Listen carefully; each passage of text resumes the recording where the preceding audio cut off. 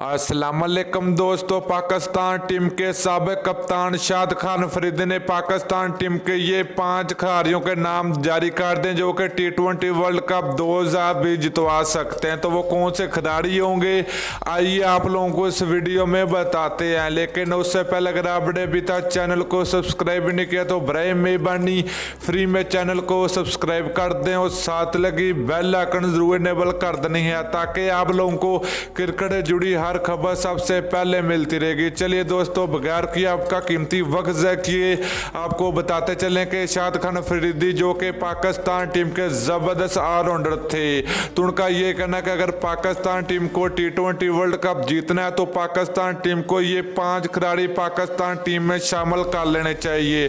तो दोस्तों आपको बताते चलें कि पहले खिलाड़ी की अगर बात की जाए तो शाद खान अफरीदी का ये कहना था कि शर्जील खान को पाकिस्तान टीम में वापसी होनी चाहिए, तो उनको पाकिस्तान टीम में शामिल कर लेना चाहिए। तो ज़बरदस्त बल्लेबाज है शर्जील खान, तो उनकी T20 वर्ल्ड कप 2020 में वापसी यकीनी तौर पर हो सकती है।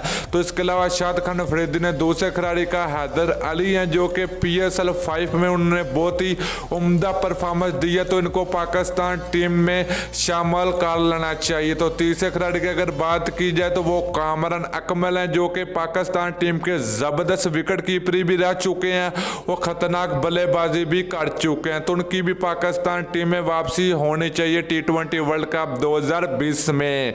तो नंबर 4 की अगर बात की जाए तो शाद खान अफरीदी ने उमर अकमल के बारे में बहुत बड़ा बयान जारी किया। उनका यह कहना है कि उमर अकमल को भी पाकिस्तान टीम में वापसी होनी चाहिए। तो दोस्तों इसके अलावा 5वें आखिरी खिलाड़ी की अगर बात की जाए तो वो खिलाड़ी बहुत ही ज़बरदस्त है, वो बहुत ही बेहतरीन बल्लेबाजी करते हैं, आसिफ अली। तो दोस्तों आसिफ अली की भी पाकिस्तान टीम में वापसी हो सकती है T20 वर्ल्ड कप में। तो दोस्तों वीडियो अच्छी लगे तो लाइक कर दीजिए। अगली वीडियो तक के लिए इजाज़त दीजिए। अल्लाह हाफिज़।